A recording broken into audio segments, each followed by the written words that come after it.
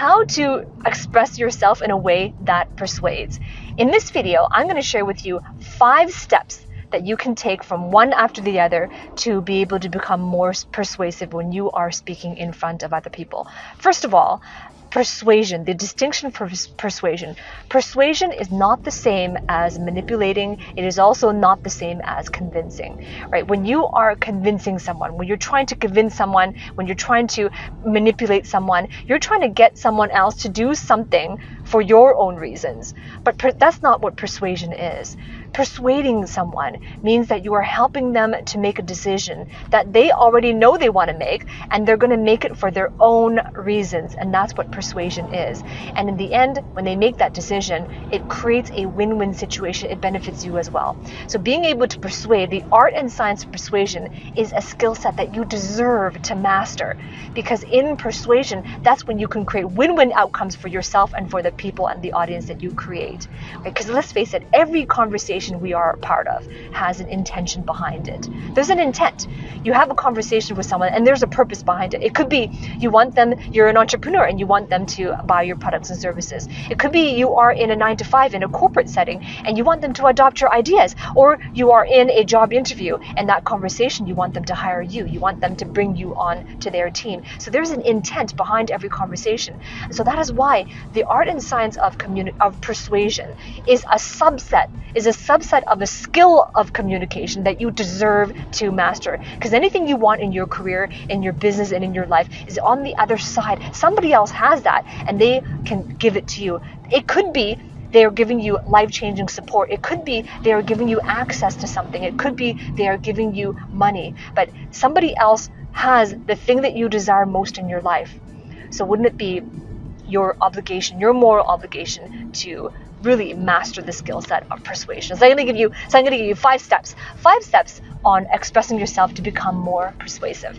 Step number 1 is to raise the attention.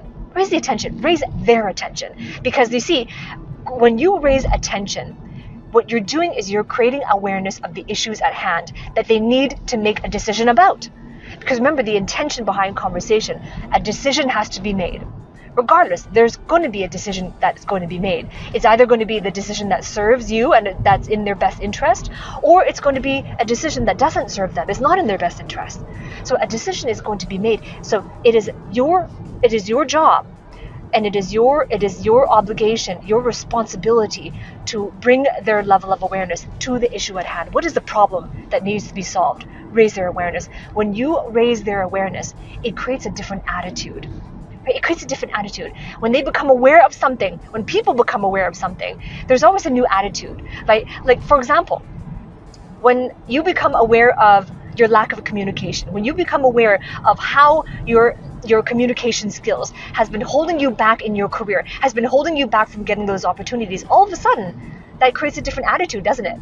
All of a sudden you realize there's a gap that needs to be filled. You realize what's been holding you back. You realize the challenges. Only in that awareness can a decision even start to be made in the first place. So that's why the first step is to bring attention, is to raise the attention. And the best way to raise attention is to ask questions.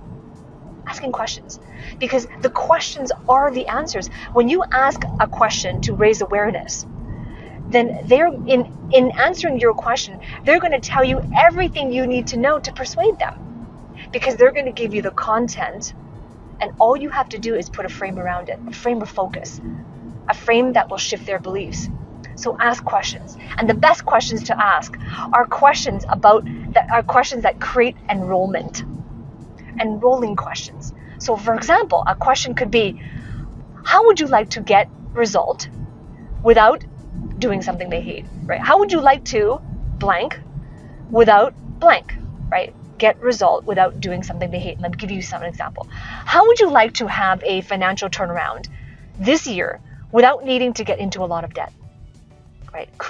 How do you get result without the thing that they hate, right? Here's another example. How would you like to lose 30 pounds in the next 60 days without giving up on all the foods that you love, right? So that that question is an enrolling question because it speaks to their universal desire. It is a question they will say yes to. It is a question that will pique their curiosity because that is the outcome they desire. So it's an enrollment question, and their answer to that question will give you the content that you need to persuade them. They will tell you exactly how you need to persuade them when you ask the right questions.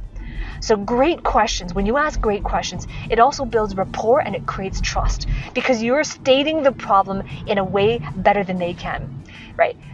Human psychology says that when you can state a problem, even in the form of a question, if you can state the problem better than they can, they will automatically believe that you have the solution and they will lend you their ear.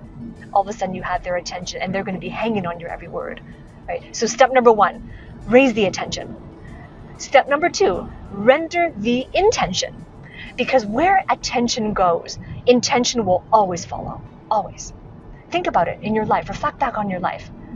What are some arenas where it was brought to your attention, right? Let's bring my example. If it was brought to your attention that your communication skills prevented you from getting all of the opportunities you desired in your career, all of a sudden intention will flow. Well, the intention now is, I gotta improve my communication. So where attention flows, your intention will always flow. Where attention goes, intention flows. So raise awareness, bring the intention. And this is about the time, when you render the intention, now is the time to destroy their old beliefs and create new ones.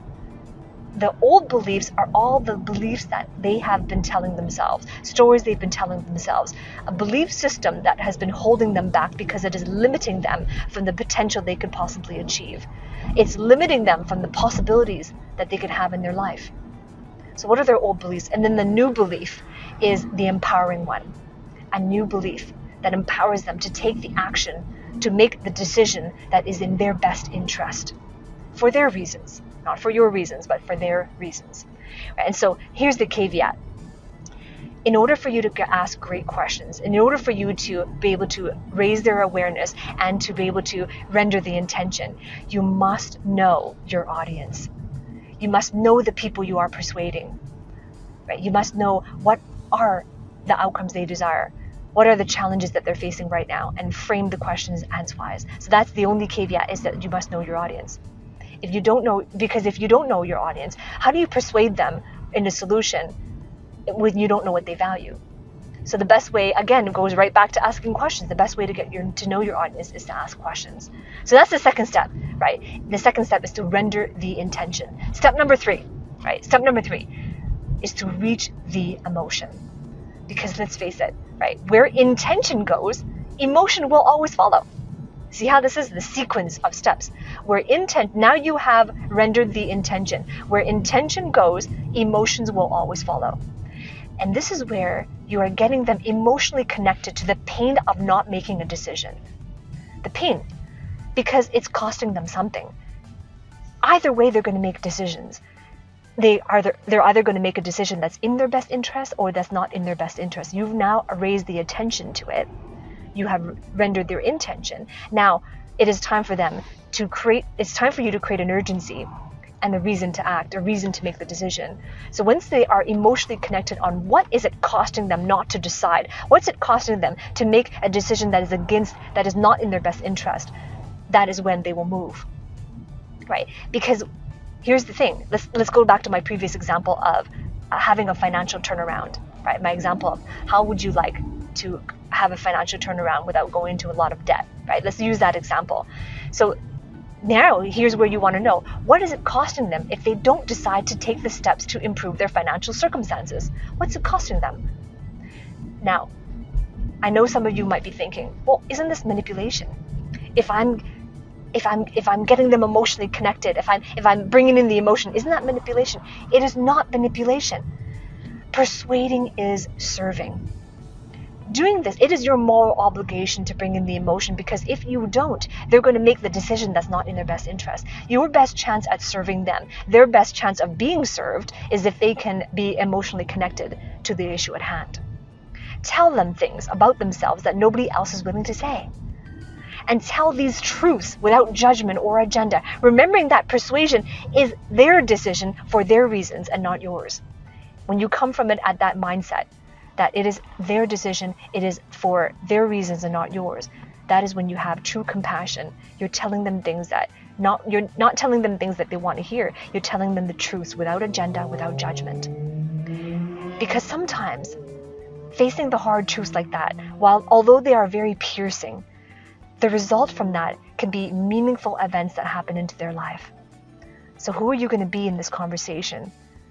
Who are you going to be? Are you going to be the person that steps up in presenting those truths so that they can be emotionally connected? Or are you going to shy away from that and have them make the default decision they would in their status quo?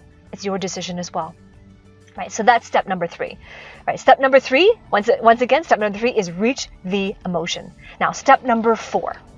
And by the way, if you are resonating with my content, if you are resonating with this and you enjoy what I am sharing with you and you want to hear more, I invite you to ring that bell below. Below this video, there is a bell, and that will help you to know, that will help YouTube to know that you want to be notified every time I release a new video with content like this and on other topics as well, on speaking and communication and leadership. So ring that bell so you can be notified. Okay, so step number 4. Step number 4 is to regard the rationalization. Rationalization, right? Because where emotion flows, rationalization will always follow. You're beginning to see a pattern, aren't you? Right? Where emotion flows, rationalization will always follow. Here is the principle. People make decisions on emotions first, and then they justify with logic. Let me give you an example and then you'll see that this is true. Let's say, for example, I am window shopping, right? I'm just walking down the street where, on the boulevard, and there are shops left and right. And I went just for a walk, just to window shop. It was not my intention to buy anything. And I'm walking down the street and I'm looking in this window and I see this really nice jacket with a fur collar, with full fur collar. And I'm like, wow, that's really nice. So I go into the store, I'm just looking, right? And I go into the store, I'm touching the jacket, hey, and the salesperson comes up, why don't you try this on? And again, I go and try it on, and then I end up purchasing, right? Now, while the purchasing decision is, I'm going to be, first of all, making the decision based on emotion. I try it and it feels really good. It looks really good. I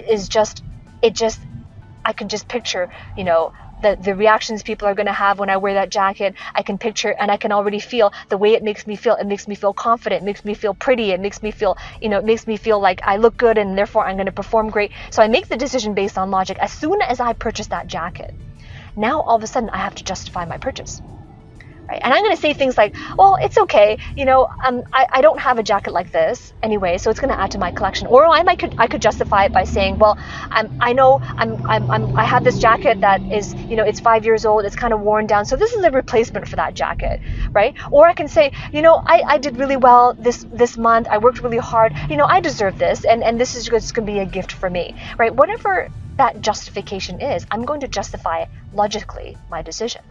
So I justify logically to myself. And then I go home, right? And then my partner's like, well, did you buy something? I didn't know you were going to go buy something. I thought you were just going to go for a walk. And all of a sudden now I had to justify my purchase to him. So you see, we all make decisions, and not just buying decisions, where we make decisions on emotions first, and then we must justify with logic our decision that we made. We justify to ourselves, and we have to also justify to other people. And it's not just about purchasing, it's about any decision. So if that's true, where emotion goes, justification, like rationalization, always follows. So if that's true, you got to be prepared and to allow the space for their rationalization, allow them the space that they're going to justify the decision. Right, which is any reason they might give themselves for making the decision they're about to make. Open that space for them, again, without judgment, without agenda. Acknowledge their justification, acknowledge this rationalization, and ask further questions about it. Give them that space to express it.